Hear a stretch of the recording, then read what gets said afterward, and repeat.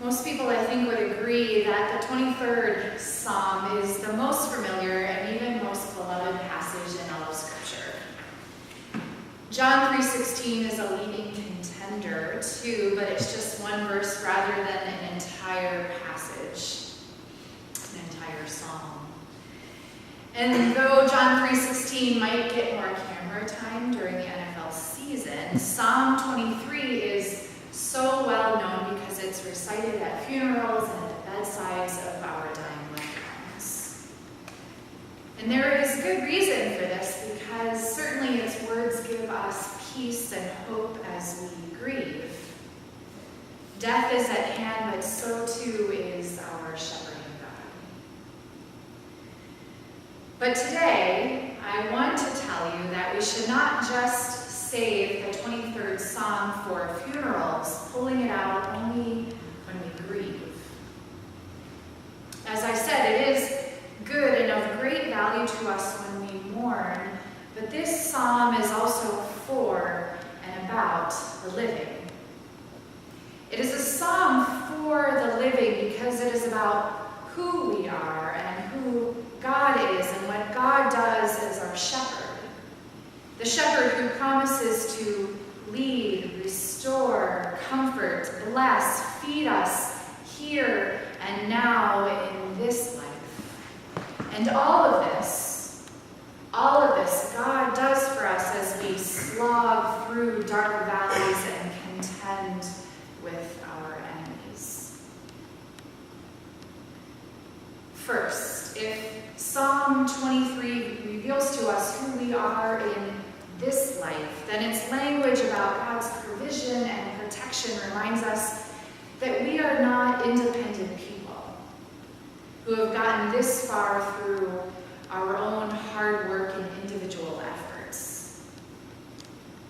Indeed, we confess this truth even as we hear the manifesto, especially as Americans, that with enough determination and desire, anyone can pull themselves up by their bootstraps and succeed. But as one pastor writes, in our culture which clings to the myth of rugged individualism and self-made people, the psalmist instead proclaims the truth that none of us is self-made. None of us is strong and independent. We are God-made, not self-made. Utterly dependent upon God as sheep are dependent upon a shepherd.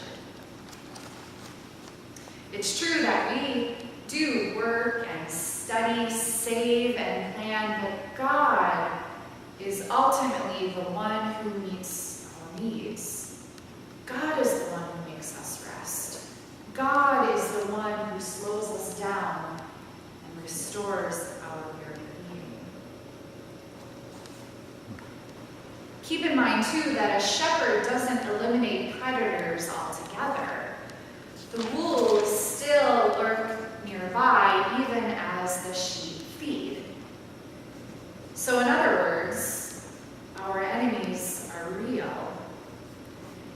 You might not think of yourself as someone who has enemies, but consider, for example, how often you are kept from knowing the peace of the 23rd Psalm. The peace of green pastures and still waters, because it is disrupted or threatened by the enemy of stress, our common enemy.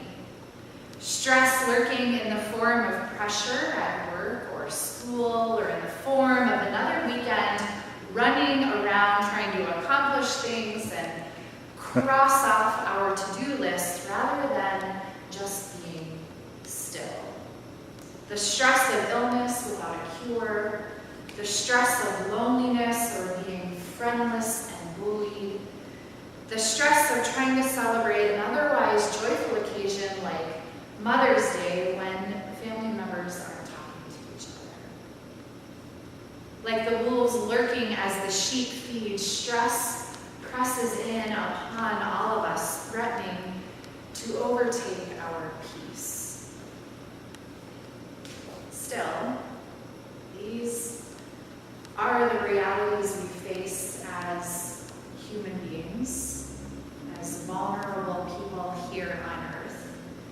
We know that we can't eliminate illness or pressure at work or conflict in our families any more than the shepherd can get rid of predators altogether. But although our enemies persist, the psalmist is confident that we are not alone in this world. As we walk through dark valleys and contend with our enemies, which we surely will and which we do, God, our shepherd, promises to lead us forward, to restore our very beings, and invites us to sit down in peace at the table prepared for us. So, Psalm 23 reveals to us that in this life we are vulnerable people, subject to enemies, and yet trusting in a God who protects us and gives us rest.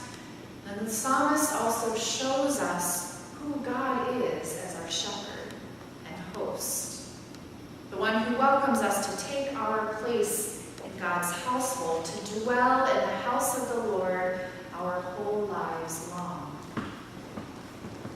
And there, in God's household, we also take our place alongside Christ, who says in John's Gospel, the shepherd calls his own sheep by name and leads them out. When he has brought out all his own, he goes ahead of them, and the sheep follow him because they know his voice. No doubt there are many other voices shouting and clamoring and competing for our attention, like the voices of the many sources of stress in our lives that I named. But Jesus says to us, do not listen to them and do not follow them. Listen instead to my voice as I call you by name.